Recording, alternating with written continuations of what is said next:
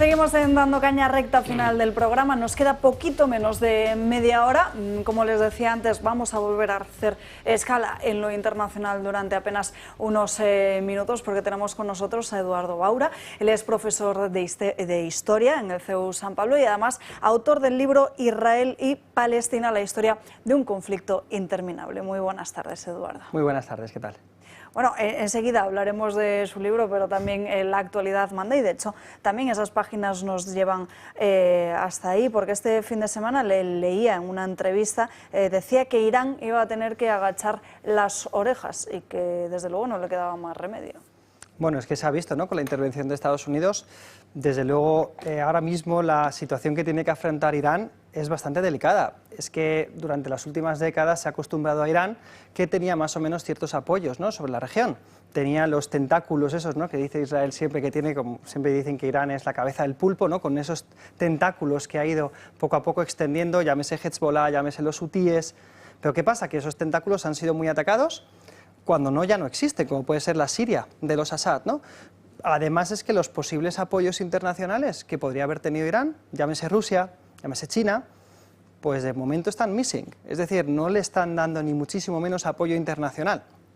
Por tanto, Irán ahora mismo, sobre todo con la demostración de fuerza por parte de Estados Unidos este fin de semana, pues tiene dos opciones: o liarse la manta a la cabeza, por así decirlo, y ponerse a atacar a Estados Unidos, lo cual es suicida, teniendo en cuenta toda la fuerza que ha desplazado allí Estados Unidos, o bien, pues no hacer otra que, mal que les pese, sentarse a negociar, como ya estaban en esas rondas de negociaciones en Omán, que ya debería de haberse producido la sexta ronda de negociaciones de Omán. Parece ser, en algún momento se desclasificarán los documentos, que como no ha hecho caso a las condiciones que le ponía Estados Unidos, pues que finalmente Estados Unidos sí que ha soltado, ¿no?, por así decirlo, la cuerda a Israel, que llevaba tiempo queriendo hacer esta intervención.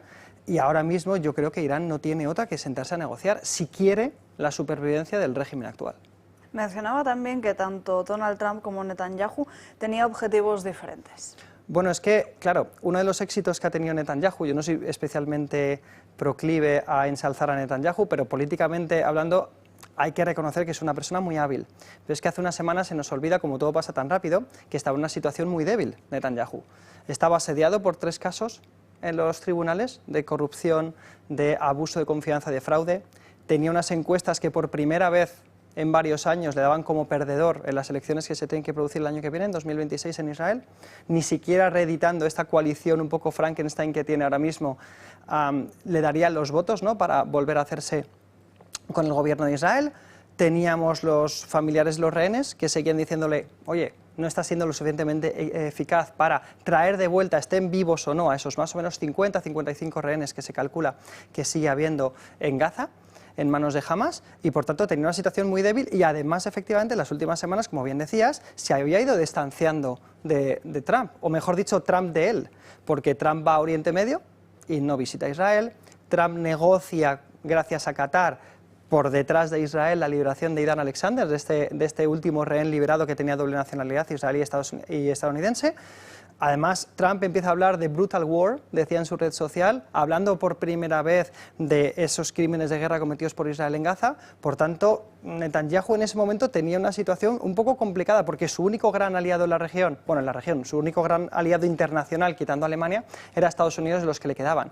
Y de repente, de un plumazo, en una semana, parece ser, si uno escucha ayer las declaraciones tanto de Trump como de Netanyahu, que vuelven a ser los mejores amigos. Según Trump, ¿no?, en este statement que hace ahí en la Casa Blanca, dice que han colaborado durante este fin de semana como ningún equipo antes había colaborado antes. Por tanto, yo creo que efectivamente ha reforzado, ese es el gran éxito de Netanyahu, yo creo que es volver al redil de la colaboración con Estados Unidos y efectivamente lograr que la población israelí mayoritariamente respalde la acción en Irán. Hablemos ya así de su libro, Israel y Palestina, la historia de un conflicto interminable, y en ese sentido va también, a pesar del nombre del título, va la primera pregunta: ¿cuáles son las opciones reales que considera que hay para la Franja de Gaza? Bueno, pues habría que verlo. Desde luego, si hablamos solo de la Franja de Gaza, ahora mismo está prácticamente destruida. De hecho, los informes de la ONU hablaban de hasta 10 años tardar en desescombrar y empezar a poder construir algo, ¿no? Por tanto, las opciones primero pasan por una labor de reconstrucción física muy compleja. Además habría que ver cómo poder dar alojamiento, ¿no?, a esos 2,5 millones de gazatíes que siguen ahí. Por tanto, opciones que se plantean en Gaza. Primero, si nosotros hacemos caso a las declaraciones y a las acciones de algunos de los socios de Netanyahu, estoy pensando en Itamar Ben-Gvir, estoy pensando en Bezalel Smotrich, etcétera, etcétera, directamente están hablando de una limpieza étnica, de echar a los gazatíes y que les cojan en diferentes países africanos. Esa sería una opción que no digo que sea la que quiera Netanyahu, ni mucho menos la que quiera todo el pueblo de Israel, porque hablar de qué quiere Israel yo creo que no es afortunado, porque en Israel hay muchas sensibilidades, pero sí que hay una parte del gobierno que está hablando de liberar Gaza de los gazatíes, ¿no? Luego tenemos el famoso plan de Trump, que nunca ha llegado a presentar por escrito esa riviera, ¿no?, que quería hacer en la zona de Gaza, que nunca ha llegado a poner por escrito. Teníamos un plan de la Liga Árabe, que la verdad es que fue bastante rechazado, yo creo que sin leerlo en profundidad, que nos hablaría de una Gaza con los gazatíes viviendo ahí, es decir, no siendo expulsados, y con un gobierno mucho más moderado, desde luego sin Hamás en el gobierno, creo que eso es implanteable hoy día, pero a lo mejor con un gobierno moderado, ya se vería así Fatah, ya se vería así que lo pusiera la Liga Árabe. Por tanto tenemos diferentes escenarios abiertos. Ahora bien, me parece que la sartén por el mango la tiene Israel, como se está viendo. Menciona dos factores clave, uno de ellos es el rol del mandato británico, otro el liderazgo palestino. ¿Qué considera que hubiese ocurrido si finalmente la ONU hubiese impuesto con firmeza ese plan de partición de 1947? Bueno, es que el plan de partición de 1947, que tiene muchos fallos, indudablemente, empezando por la desproporción, ¿no?, porque había más o menos un 33% de judíos en el territorio y se les da un 56% del territorio. También habría que indagar por qué se les da ese 56%, pero yo creo que ahí hay una reclamación bastante justa por parte de los árabes. Pero es verdad que ese plan, que tiene sus fallas, sí que fue implementado. Es decir, aunque se aprueba a finales de noviembre del 47, entra en vigor el 15 de mayo del 48. ¿Cuál es el problema? En gran parte, primero, que los judíos, que después son los que llevan a cabo la creación del Estado de Israel, empiezan a limpiar toda la zona de Galilea, por ejemplo, de los árabes, que esa es la famosa Nakba, ¿no?, que reivindican tanto los palestinos. Segundo, hay una guerra civil de las fuerzas paramilitares árabes y judías que hace imposible que ese plan de la ONU se lleve a cabo como se tenía que haber llevado. Y tercero, es que los estados árabes vecinos de la región invaden a Israel el primer día del nacimiento de Israel. Por tanto, claro, ya nació muerto ese plan porque nadie en el propio territorio respetó las reglas, ¿no? Y además, acordémonos de que cuando se produce esa primera guerra en 1948-1949, lo que entonces era Transjordania se queda Cisjordania y lo anexiona y crea Jordania en 1951, y Egipto se queda con la Franja de Gaza.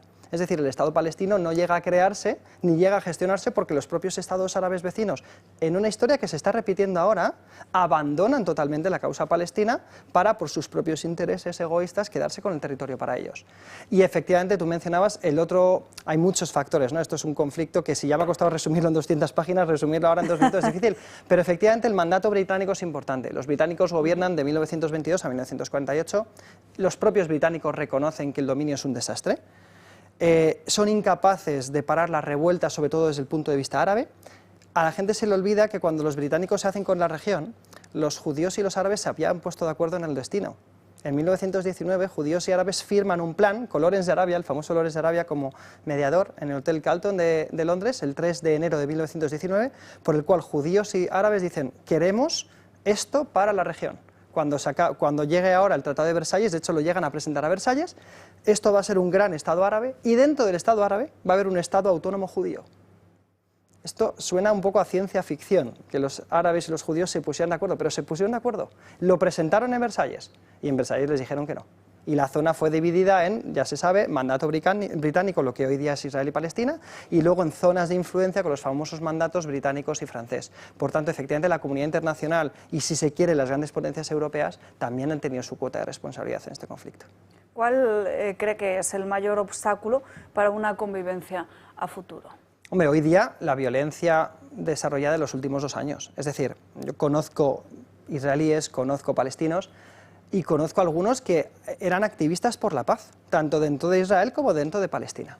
Y claro, ahora mismo yo me pongo en la piel, yo intento mucho en el libro tener empatía, tener respeto por ambas visiones, intento ser bastante equilibrado en este sentido, pero claro, yo me pongo en la piel de un activista israelí, que yo conozco gente así, que iba siempre a las manifestaciones diciendo solución de los dos estados, entendernos, ¿no?, con los palestinos, que de repente le matan a su hijo o a su hija en el festival de música o en un kibutz, sobre todo sabiendo que jamás ataca el 7 de octubre a los kibutz, que son los que siempre, los pobladores de los kibutz, son el semillero de votos de la izquierda israelí, los que siempre han abogado por el entendimiento. Por tanto, jamás rompe todos los puentes que hubiera de entendimiento con Israel. Entonces, claro, yo me pongo en su piel y yo tengo correos electrónicos que me han llegado desde Israel diciendo, después de 30 años de activismo por la paz, me he dado cuenta de que es imposible.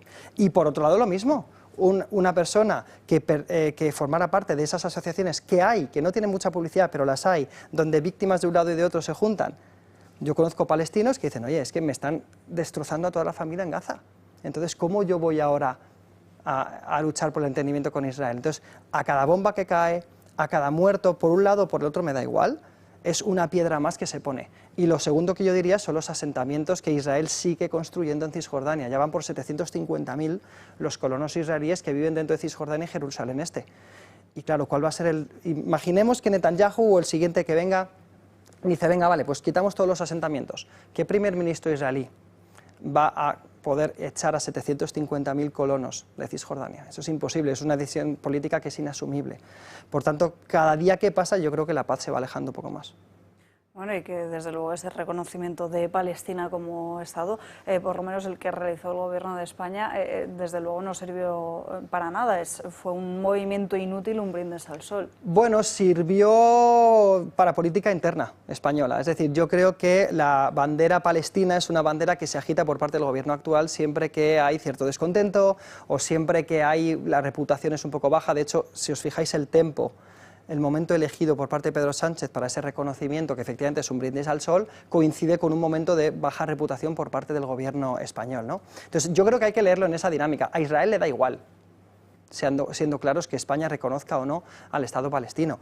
En el fondo además es un reconocimiento que es estéril, y aparte de que es contradictorio, porque tú no puedes estar por un lado abogando por los dos estados, reconociendo que hay un Estado que es el palestino que no existe, y por otro lado reconocer al Estado palestino. O sea, es incluso incoherente mantener ambas posturas a la vez, pero efectivamente yo creo que hay que leerlo, por lo menos en España, dentro de una dinámica interna.